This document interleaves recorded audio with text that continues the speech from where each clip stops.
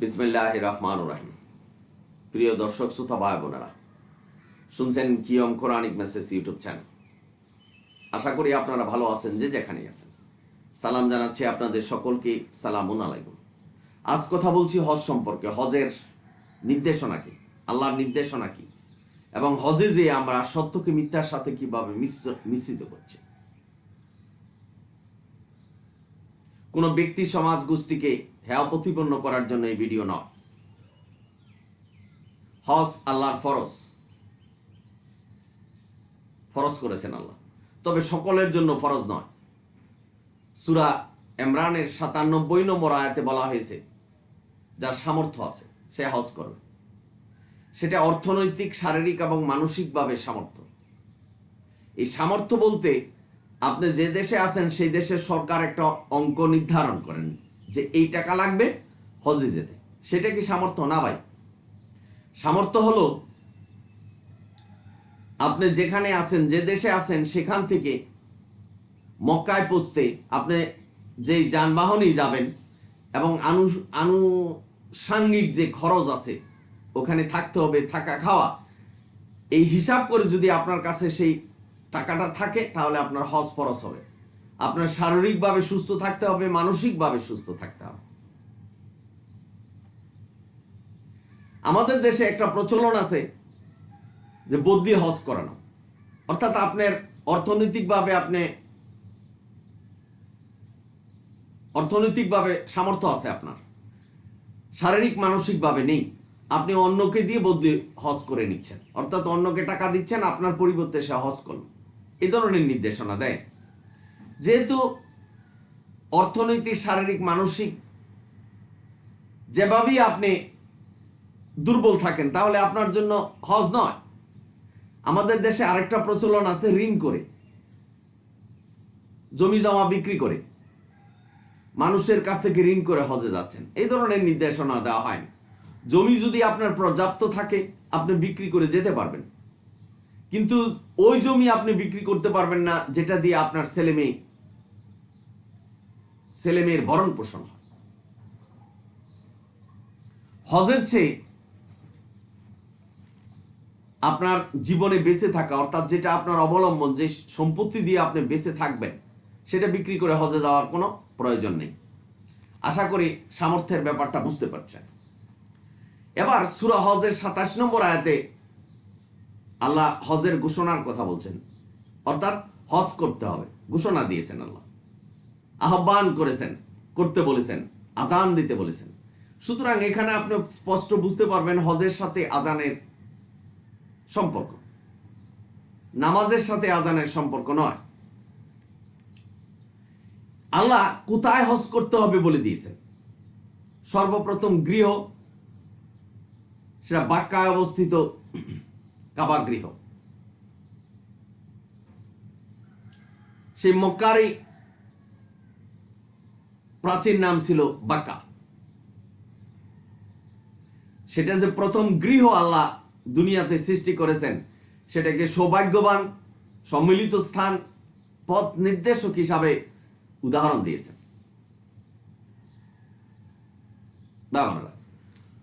সুতরাং কিভাবে হজ করবেন, কোথায় হজ করবেন সেটা বলে দিয়েছেন, কিন্তু কিভাবে হজ করবেন সেটাও আল্লাহ বলে দিয়েছেন। সূরা হজের ২৫ নম্বর আয়াত, যে দূর দূরান্ত থেকে মানুষ আসবে, উটের পিঠে চড়ে, পায়ে হেঁটে সেখানে অবস্থান করবেন। সেখানে বহিরাগত এবং স্থানীয় সকলেই সমান অধিকার পাবে। যে সর্বপ্রথম গৃহ কাবাঘর, সেটা তাওয়াফ করবে, বারবার তাওয়াফ করবে, এই নির্দেশনা আল্লাহ দিয়েছেন। এবং সেখানে আল্লাহর কাছে ক্ষমা চাইবে, নামাজ পড়বে, রুকু করবে, সেজদা করবে।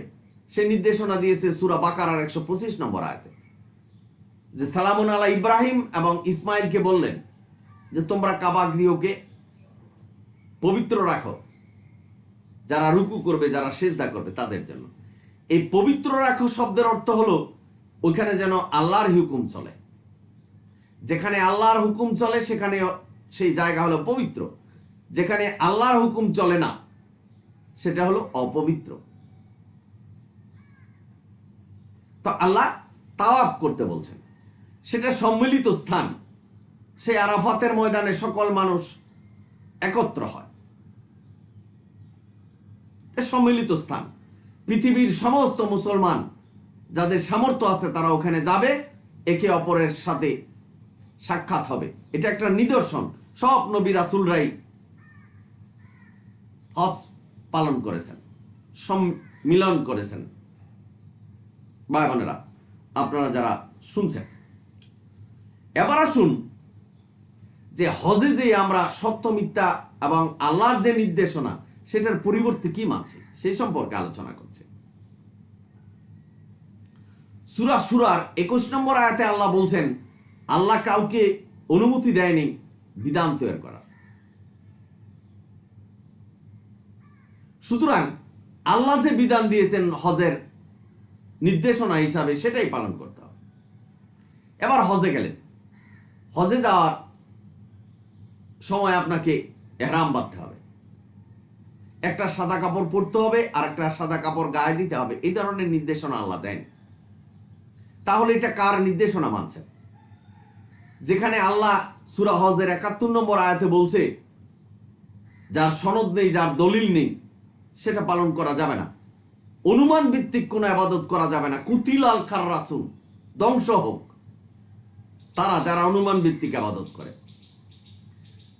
তো এই যে ইহরাম বাঁধতে হবে এই বিষয়টা তো আল্লাহ বলেনি। তা এটা কার হুকুম পালন করছেন? এটাকে মানুষের আনুগত্য করছেন, যেটা আল্লাহ নিষেধ করেছেন সূরা মুমিনুন 34 নম্বর আয়াতে। আল্লাহ বলছেন সূরা শুরার 21 নম্বর আয়াতে বিধান কেউ দিতে পারবে না, নিয়ম পদ্ধতি কেউ বানাতে পারবে না। আল্লাহর নিয়ম পদ্ধতি নির্ধারিত, সুপ্রতিষ্ঠিত। সূরা তওবার 36-37। বা বোনেরা, আপনারা যারা শুনছেন, এবং সেই হজে গিয়ে তাওয়াফ করছেন আর বলছেন লাব্বাইক আল্লাহুম্মা লাব্বাইক। এই যে দোয়া, এটা কি আল্লাহ নির্দেশনা দিয়েছে? এটা কি কোরআনের কোন আয়াতে আছে? তা আপনি তো নিজে বলছেন যে এই দোয়া পাঠই করতে হবে, উচ্চ স্বরে এই দোয়া পড়ছেন। তো মানুষের বানানো, আল্লাহ তো এই নির্দেশনা দেয়নি। অনুমান ভিত্তিক এবং কোরআনে যার দলিল নেই, সনদ নেই, সেটা তো আল্লাহ স্পষ্টভাবে বলে দিয়েছেন তা পালন করা যাবে না। অনুমান ভিত্তিক ইবাদত করা যাবে না। বাবারা, আপনারা যারা শুনছেন, এবার এই কাবা গৃহকে আল্লাহ বলছেন যে বারবার তাওয়াফ করতে হবে, একের অধিক বারবার। আপনি সেটা যতক্ষণ পারেন তাওয়াফ করবেন। তো এই যে 7টা গুণন দিতে হবে, এই নির্দেশনা কি আল্লাহ দিয়েছেন? তো 7-এর মধ্যে আপনি আনলেন কেন? বা কার হুকুমে সেটা আমরা পালন করছি? হজরে আসওয়াদ কালো পাথর, দেখেন এটা পাথরের নামই কালো পাথর, অথচ বলছেন যে এটা সাদা ছিল, মানুষের পাপ খেতে খেতে এটা কালো হয়ে গেছে। পাপ হলো কি? আল্লাহর হুকুম না মানা। সেটা আল্লাহ ক্ষমা করবেন যদি তওবা করেন। তো পাপ পাথরে খায় কি করে? ক্ষমার মালিক হলো আল্লাহ, পাথর নয়। এই যে নির্দেশনা আপনি পালন করলেন বা আমরা পালন করছি যে হজরে আসওয়াতে চুমা দিতে হবে, তাহলে আমাদের পাপ পাথর খেয়ে ফেলবে, এই নির্দেশনা কে দিয়েছে? তাহলে এটা মানুষের আনুগত্য করা হলো? আল্লাহ যে বলছেন যে আমি কাউকে অনুমতি দেইনি হুকুম বিধান সৃষ্টি করার, তাহলে এই হুকুম বিধান কে তৈরি করলেন এবং কার হুকুম মানছেন? চিন্তা গবেষণা করবেন। বা বোনেরা, আপনারা যারা শুনছেন, এবার আসুন যে সূরা বাকারার 197 নম্বর আয়াত এবং তওবার 2 নম্বর আয়াতে আল্লাহ এখানে বলছেন হজের মাসগুলি, অর্থাৎ 4 মাস, যেটা হারাম মাস, এই 4 মাসই হজ করা যাবে। তা আপনি হজের দিন একদিনই নিয়ে আসলেন, সেটা জিলহজ মাসের 9 তারিখ। সেখানে মানুষের থাকা খাওয়া চলাফেরা সব কিছু জটিল হচ্ছে, গ্যাদারিং হচ্ছে, মানুষ মারা যাচ্ছে। আল্লাহ তো এখানে নির্দেশনা দিয়েছেন যে 4 মাসই হজ করা যাবে। আমি কোরআনে রেফারেন্স দিয়েছি। 4 মাস কি? রমাদান মাসের পরে 4টা মাস, শাওয়াল, জিলকদ, জিলহজ এবং মুহররম, এই 4 মাসই হজ করা যাবে, 4 মাসই কুরবানি হবে। তো এগুলি একদিনে নিয়ে আসেন, এটা কার হুকুম পালন করছেন? কে নির্দেশনা দিয়েছে? যেখানে আল্লাহ বলছেন যার সনদ নেই, যার দলিল নেই। তো এই জিলহজ মাসের 9 তারিখে হজ করতে হবে, একদিনই করছেন, এটা তো জটিলতা বাড়ছে। থাকা খাওয়া এবং হজ করার যে পদ্ধতি, এটা জটিল হচ্ছে। আল্লাহর নির্দেশনাকে উপেক্ষা করে যেখানে বলছেন হজের মাসগুলি, তার মানে এখানে আপনি সুস্পষ্ট যে হারাম মাসে হজ করা যাবে। তা আল্লাহর এই হুকুম পরিবর্তন করে একদিনই হজ নিয়ে আসছেন, তা মানুষের আনুগত্য করা হলো। বাবানরা, আরেকটা কথা সবচেয়ে গুরুত্বপূর্ণ, যে অনেকে বলছেন যে হজে যে নবীর রওজা, নবীর রওজা বলা যাবে না, সেটা নবীর কবর, নবীর কবর জিয়ারত করতে হবে। এই ধরনের কোনো নির্দেশনা নেই। নবীর কবর জিয়ারত হজের অংশ নয়। অনেকে বলছেন যে নবীর কবর জিয়ারত না করলে হজ হচ্ছে না, পাথরে চুমা না দিলে হজ হচ্ছে না, এই ধরনের কথা বলছেন। এগুলি তো সব, এই যে নিয়ম পদ্ধতি, এটা তো কোরআনের বাইরে। এই নিয়ম পদ্ধতি কে দিয়েছে? তাহলে সত্য মিথ্যার সাথে মিশ্রিত করা হচ্ছে, যেটা সূরা বাকারার 42 নম্বর আয়াতে আল্লাহ নিষেধ করেছেন। বা বোনেরা, আপনারা যারা শুনছেন, তাওয়াফ শেষে আরাফাতের ময়দানে চলে গেলেন, সম্মিলিত স্থান, সম্মিলন করতে পারবেন। এই আরাফাতের ময়দানে এক জায়গায় একটা পাহাড় আছে, সেখানে একটা স্তম্ভ দিয়ে রাখছেন। সেখানে আদম এবং হাওয়া একত্রিত হয়েছে, সেখানে মানুষ গিয়ে নামাজ পড়ছে। অথচ সেখানে নির্দেশনা আছে যেখানে নামাজ পড়া যাবে না, কোনো ইবাদত নাই, সেখানে করছে, নামাজ পড়ছে। আবার অনেকে আবু জাহেলের বাড়ি দেখে সেই ওয়ালে জুতা পিটা করছে, এই ধরনের অপ্রাসঙ্গিক কাজগুলি করছে। তারা মনে করছে যে আবু জাহেলের বাড়ি যেখানে ছিল, এখানে ওয়ালের মধ্যে জুতা পিটা করলে সওয়াব হবে। ভাই বোনেরা, আপনারা যারা শুনছেন, যেখানে নির্দেশনা নেই যে এখানে নামাজ পড়বে না, সেখানেই পড়ছে। কার নির্দেশনা পালন করছেন?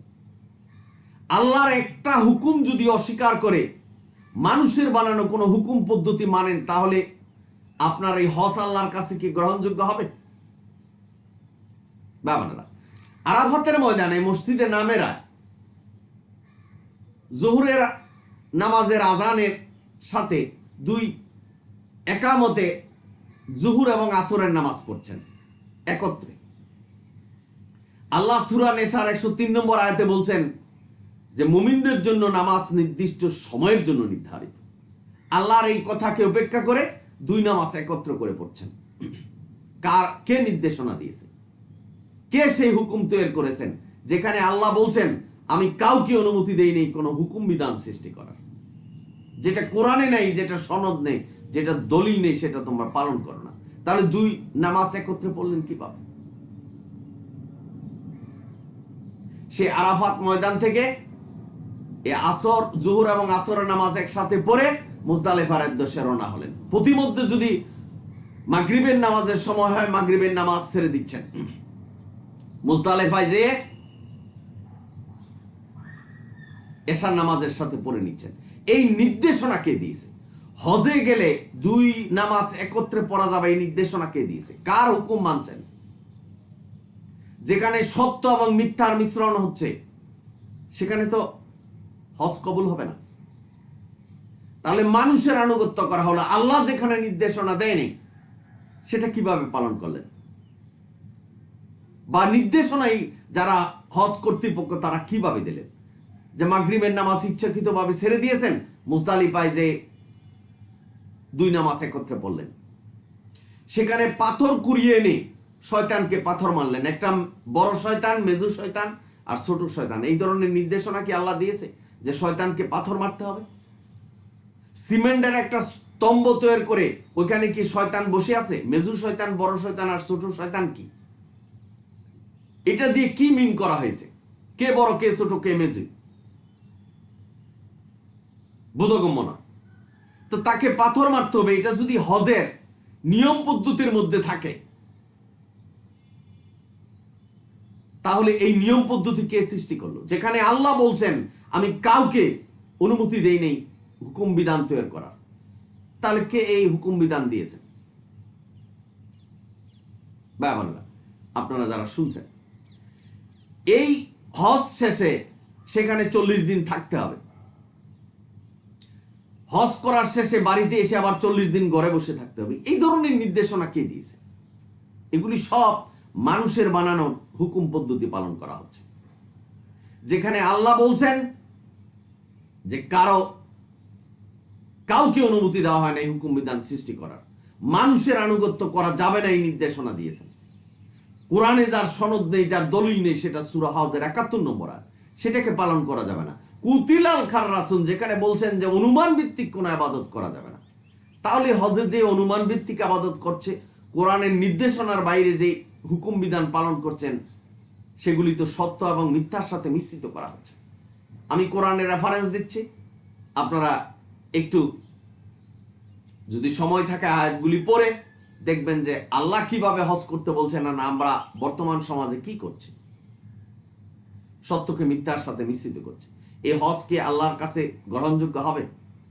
কোরআনের আয়াত অস্বীকার করে, যেখানে আল্লাহ বলছেন হজের মাসগুলি, যেখানে আল্লাহ বলছেন যার সনদ নেই, যার দলিল নেই, যেখানে আল্লাহ বলছেন আমি যেটা হুকুম দিয়েছি সেটাই পালন করতে হবে, কাউকে অনুমতি দেয় না এই হুকুম বিধান তৈরি করার।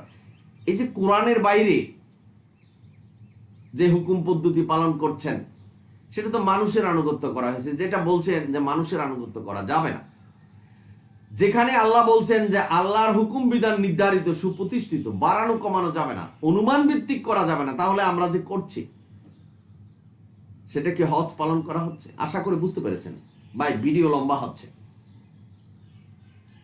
সুতরাং আসুন কোরআন ভিত্তিক হজ পালন করে, আল্লাহ যে নির্দেশনা দিয়েছে সেভাবে পালন করে। এটাই আমাদের দায়িত্ব, এটাই আমাদের কর্তব্য। আশা করি বুঝতে পেরেছেন। আপনারা সকলেই ভালো থাকুন, সুন্দর থাকুন। যদি ভিডিও ভালো লাগে সাবস্ক্রাইব এবং শেয়ার করবেন। আলহামদুলিল্লাহি রাব্বিল আলামিন। সালামুন আলাইকুম।